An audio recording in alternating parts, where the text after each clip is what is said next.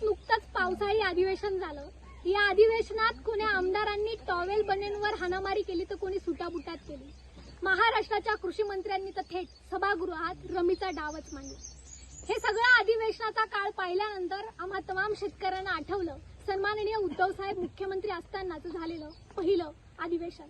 ज्या अधिवेशनात सन्माननीय उद्धव साहेबांनी मी महात्मा फुले कर्जमाफी योजनेअंतर्गत महाराष्ट्रातल्या शेतकऱ्यांची 2 लाखांची सरसकट कर्जमाफी जाहीर करतो आहे अशी घोषणा करत तमाम महाराष्ट्राच्या शेतकऱ्यांना आनंदाचा आश्चर्याचा धक्का दिला।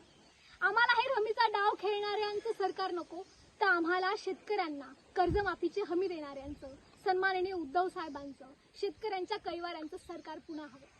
या आज महिला जमल्यात। या महिला उद्धव साहेबांच्या कार्यकाळात कर्जमुक्त झालेल्या शेतकरी महिला, ज्यांना कपाशी किंवा सोयाबीनला उद्धव साहेबांच्या काळात ऐतिहासिक भाव मिळाला।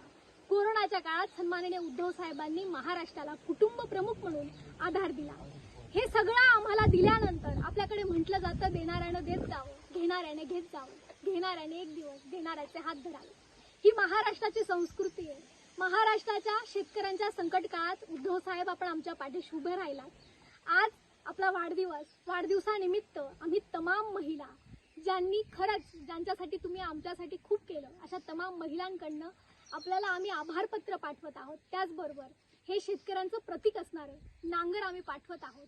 हे जे चुकीचं सरकार बसलंय, रमीचा डाव मांडणारं सरकार बसलंय, हे काढून पुन्हा एकदा शेतकऱ्यांचं कैवारी असणाऱ्या सरकारची पुन्हा पेरणी व्हावी, यासाठी हे शेतकऱ्यांचं प्रतीक असणारं नांगर आम्ही तमाम महिला आभारपत्रासोबत आपल्याला भेट देत आहोत।